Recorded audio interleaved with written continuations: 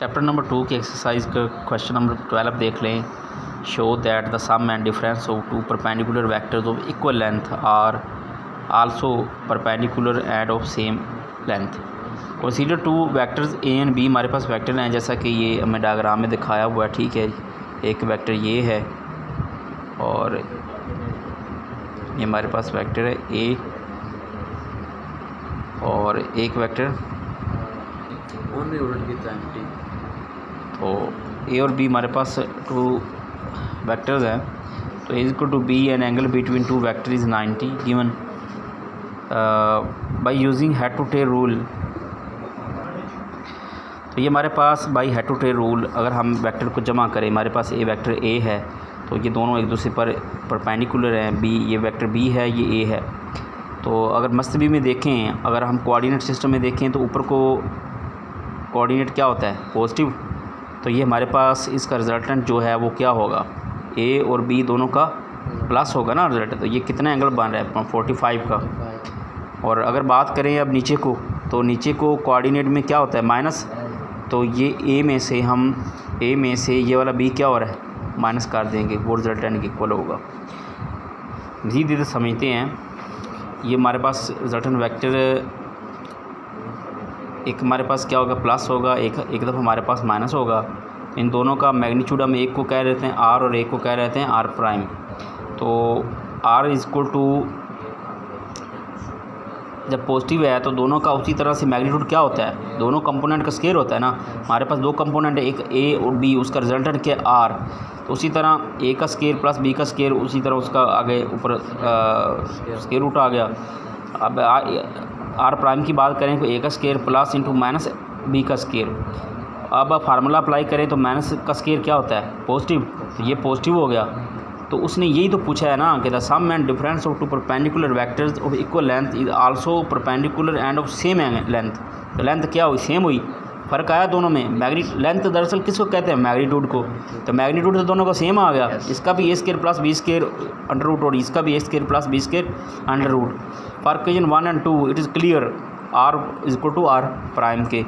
तो ये कैसे पॉसिबल है, ये ओनली पॉसिबल है जब दोनों परपेंडिकुलर हों, दोनों क्या हों, दो वेक्टर्स हों और वो दोनों परपेंडिकुलर हों। तो उनको हम अगर मल्टीप्लाई करें उनके कंपोनेंट को तो फिर ये ऐसा सीन आएगा। तो angle between R and R prime क्या है, since A is equal to B from figure हमारे पास क्या बना, एक हमारे पास एल ओ एम दो मसलसे बन गई, एल ओ और एम, और एक एम ओ एन दो मसलसे एंगल्स ट्राइंगल बन गई ना। तो दोनों में एंगल कितने हैं 45 का। तो 45 का दोनों में एक एंगल बराबर है 45, यानी कि ये भी 45 के इक्वल है, ये भी 45 के इक्वल है। तो अगर हम इन दोनों के एंगल्स को जमा करें तो कितना होगा, ओवरऑल जो है, ओवरऑल क्या है एल ओ एन है ना, ओवरऑल एल ओ एन पूरी ट्राइंगल। तो total 45 plus 45 90। So R and R prime are perpendicular to each other hence proved. इससे साबित हो गया कि हमें इनके एक ये दोनों क्या हैं परपेंडिकुलर है, यानी कि दोनों परपेंडिकुलर हैं। अगर इनके कंपोनेंट को जमा करो तो क्या आता है 90। इसका मतलब है ये दोनों क्या हैं, एक दूसरे के परपेंडिकुलर है। तो हमने साबित कर दिया कि जो सम और डिफरेंस भी निकाल के देखा, अगर जो परपेंडिकुलर हैं तो उनकी लेंथ जो है ना वो सेम होगी। तो क्वेश्चन नंबर नेक्स्ट की तरफ आते हैं हम। क्वेश्चन नंबर 13 में वो कहता है कि how would the two vectors of the same magnitude have to oriented if they were to combine to give the resultant equal to vector of the same magnitude. तो vectors of same magnitude have to be oriented, दो vectors को magnitude किस तरह जोड़ें कि अगर उनको इस तरह जोड़ें कि रिजल्टेंट क्या दे, वेक्टर ऑफ सेम मैग्नीट्यूड का ही वेक्टर दे। तो it is possible only when the angle between two vectors is 120। अगर 120 का हम एंगल रखें तो हम उनको जोड़ें तो हमें उतना ही एक रिजल्टेंट वेक्टर जो मिलेगा वो ही उतना ही मिलेगा। तो explain if the two vectors are represented by two sides of an equilateral triangle. Equilateral यानी कि मुसाविल ज़ला। तो देखें then the third side represent their resultant such that A is equal to B is equal to R as shown given. तो angle between two vectors क्या होगा 120। बात को समझे हैं, इक्विलेटरल ट्राइंगल क्या होती है same.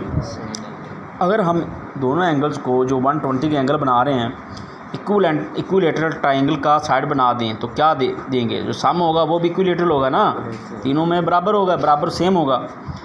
The two vectors to be combined have a magnitude 60 newton and 35 newton. Pick the correct answer which is the only one that can be correct. तो करेक्ट आंसर इज 70। रीज़न क्या है, reason sum of two vectors is maximum if they are parallel to each other. Maximum कब होता है, जब दो parallel हों। तो 60 + 35 कितना हुआ, 95। Sum of two vectors is minimum if they are opposite to each other. Minimum कब होगा, जब वो पॉजिटिव इन साइन हो, ठीक है। तो this shows that range of resultant is from 25 newton to 95। It must not be less than 25 and not greater than 95, so the value of 20 Newton and 100 Newton are disqualified. The correct answer is 70 within range। इससे में साबित हो गया ना कि maximum कब होता है, सम मैक्सिमम कब होता है, जो दोनों कब हों, जब पैरेलल हों और अपोजिंग साइन हो तो मिनिमम। हमें जो चाहिए करेक्ट आंसर वो ये है कि इनकी रेंज में आए, नॉट या 20 से कम ना हो 95 से ज़्यादा। और रेंज में क्या है, देखो 20 कम है, 100 जो है ना वो ज़्यादा हो गया, तो हमें क्या चाहिए, तो 70 रेंज में आ गया। तो suppose the sides of closed polygon. Polygon क्या होती है, जिसके ज़्यादा साइडें हों। Represent vector arranged head to tail, what is the sum of the vectors. क्या सम हो सकता है, अगर कॉमन सेंस यूज़ करें। बट हम सपोज करें एक पॉइंट से चलें और उसी पॉइंट पर वापस आ जाएं तो क्या होगा, 0 होगा ना। तो देखिए the sum of this vectors will be vectors null vector, यानी कि 0 वेक्टर। इन दिस केस क्या होगा, the head of the last vector coincide with the tail of the first vector. तो एज ए रिजल्ट शाम क्या होगा, resultant is 0। तो ये देख लें हमारे पास ए से शुरू करें, A B C D और मिला के जो एड टू अगर लास्ट को पहले से मिला दें तो वो हमें नल वेक्टर मिले, 0 जवाब होगा। इसी तरह MCQ पेपर में आता है एक कि हम अगर मसलस जो है ना ट्राइंगल हो, तो ट्राइंगल में अगर उनको जोड़े ना तो वो वेक्टर का जवाब 0 होगा। ये वाला पेपर के लिहाज से कोई इम्पोर्टेंट नहीं है, लेकिन एक दफ़ा पढ़ लेते हैं। 2 ships X and Y are traveling in different direction at equal sides. The actual direction of the motion of X is due to the north, but an observer and Y apparent direction of motion of X lies northeast. The actual direction of motion of Y observed from the shore will be east west southeast southwest. तो actual direction of the motion will be null vector. तो वो null vector होगा, क्यों होगा, हमारे पास जो component है x, जो वेलोसिटी का कंपोनेंट है एक्स ऑफ शिप का, तो एक्स कंपोनेंट क्या है वी एक्स और Y component Y V Y. तो इन दोनों का velocity relative to ship Y, X का जो वाई के साथ रिलेशन है वो माइनस है। तो हमारे पास सपोज करें ये कंडीशन अगर ला लें, 2 है ना, एक ऊपर को क्या होता है एक्स एक्सिस और इधर को असल में वाई एक्सिस, ठीक है। सपोज किया ना, मतलब अगर इसको हम बेस रखें, ये बेस है और ये क्या है परपेंडिकुलर, तो फिर ये वाई होगा। तो इन दोनों को माइनस अगर हम करें, इनकी रिलेटिव जो शिप की रिलेटिव वेलोसिटी है वो V X minus V Y होगी। तो अब इनकी वैल्यूज़ वही जो फ़र्ज़ की हैं, मतलब इसको हमने क्या रखा है, इसको हमने ओ ए और इसको ए बी, इन दोनों को वैसे ही रख लें, और इसको टू किसका रखा है ओ बी के। ये हमने फार्मूला जस्ट ले लिया एक दफ़ा। अब इसमें पुट करें और ओ बी ओवरऑल हमने क्या देखा कि ओ बी ओवरऑल किसके इक्वल है, V X minus V Y, वो उसकी जगह पे ये पुट कर लें। तो अब हमारे पास जो ए बी है, अब हमें ओ ए तो कन्फर्म है कि वी एक्स है, तो वी एक्स भी इधर आके क्या हो जाएगा, वी एक्स इधर आके माइनस हो जाएगा। तो ये और वो कट गया, इधर आके वी एक्स इधर लेने लिखा नहीं, कट गया, तो ये माइनस वी वाई बचा। Shows that V Y is directed opposite to A B, तो वो ए बी से अपोजिट डायरेक्शन है उसकी, तो माइनस वी वाई, यानी कि इसकी इधर है ना तो उसकी किधर होगी, इधर को होगी, तो डू वेस्ट, तो ये जो है ना वेस्ट को होगी। तो ये हमारे पास क्वेश्चन नंबर 16 को देख लें। इसमें ये पेपर के लिहाज से ना इस तरह क्वेश्चन गाती है, इस तरह का क्वेश्चन नहीं आता होता पेपर। तो ये ठीक है। If all the components of vectors A1 and A2 were reversed, अगर उनको रिवर्स कर दी जाए तो how would this alter A1 and A2, उनको कैसे अल्टर करेगा? तो हमारे पास it would not change in this case में चेंज नहीं होगा। तो we know that direction of A1 and multiply A2 is perpendicular to the plane containing A1 and A2। देखो इधर कर लेते हैं। अब हमारे पास ये एक क्या है, A1 है, अगर दूसरा भी A1 ले तो we know that direction of A1 multiply A1 is perpendicular to the plane containing A1 and A2। Plane क्या है? ये प्लेन से परपेंडिकुलर है, जो प्लेन हो। और इस केस में देखो तो क्या है, -A1 और मल्टीप्लाई -A1, लेकिन ये भी प्लेन के परपेंडिकुलर है, उसका कहना है। Now if we all the components vector A1 and A2 are reversed, if we take negative of A1 and A2 then again direction of -A1 multiply -A2 remains the same as shown figure। तो A1 multiply A2 is equal to -A1 multiply A-2।